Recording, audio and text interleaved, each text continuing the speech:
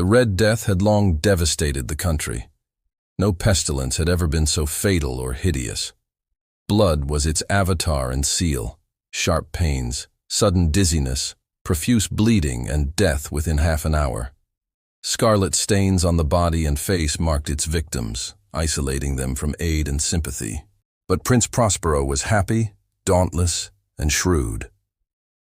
When half his dominions were depopulated, he gathered 1,000 healthy, light-hearted friends, knights and dames of his court, and retired with them to the deep seclusion of one of his castellated abbeys.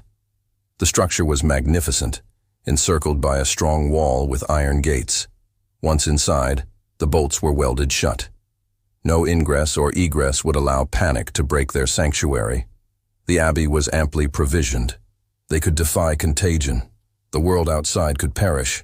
Within was pleasure, beauty, music, wine, and safety. Outside was only the Red Death. Toward the close of the 5th or 6th month of their seclusion, while the pestilence raged most furiously abroad, Prince Prospero held a masked ball of extraordinary magnificence. The masquerade was voluptuous. 7 rooms formed an imperial suite, but unlike ordinary palaces, they were irregularly arranged, preventing a full vista at once. Sharp turns every 20 or 30 yards created ever-changing scenes. Tall, narrow Gothic windows opened onto a winding corridor.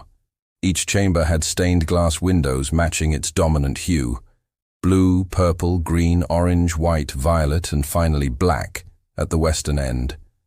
The black chamber was draped in heavy velvet, floor to ceiling with a carpet to match. Here only, the panes were scarlet, deep blood red. No lamp or candelabrum illuminated the rooms. Instead, heavy tripods with braziers of fire stood in the corridor, projecting their light through the stained glass, filling each chamber with brilliant, eerie color. But the light through the scarlet windows onto the black drapery was ghastly in the extreme. Few dared to enter that room. Against the western wall of this black apartment stood a gigantic ebony clock. Its pendulum swung with a dull, heavy clang. At each hour, its brazen lungs sent out a sound so deep and musical that the musicians paused, dancers froze, and laughter died. The giddiest grew pale. The older wiped their brows in uneasy reverie. Then, as the echoes faded, soft laughter returned, the music swelled again, and the revelry resumed, until the next chime. In spite of the clock, the revel was magnificent. The Duke's taste was bold and fiery, glowing with barbaric splendor. He directed the moving decorations and inspired the masqueraders. The costumes were grotesque. Glare, glitter, wild fancies, beauty, wantonness, terror, and even disgust mingled. Dreams stalked through the rooms, taking hue from their surroundings, the music echoing their steps. When the ebony clock struck, they froze. When it fell silent, they writhed again. But none dared enter the black room as the night waned. Its blood-tinted light and solemn chimes appalled even the bravest.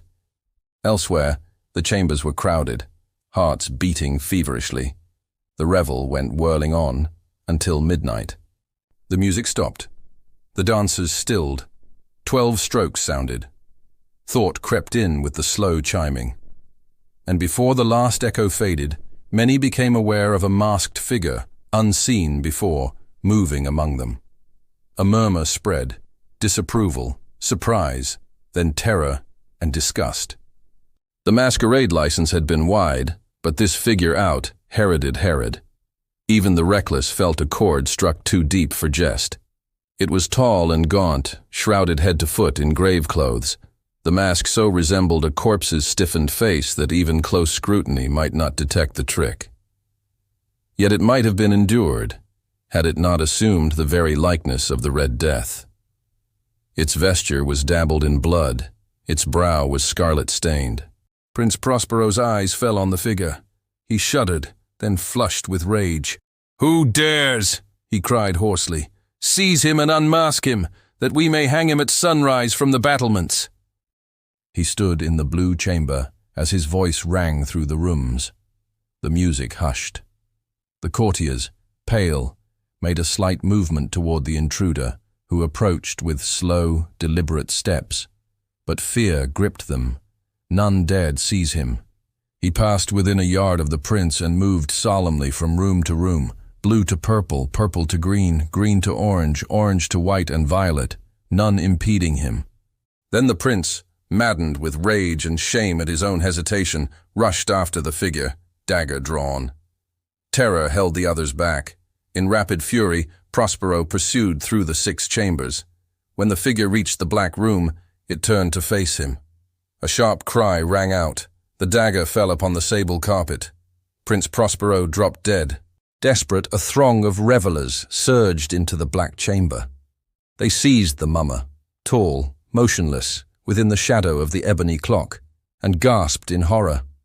The grave clothes and corpse-like mask they tore away were empty.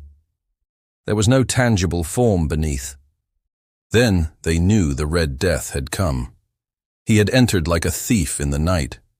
One by one the revelers fell in the blood-bedewed halls, dying in despair where they stood.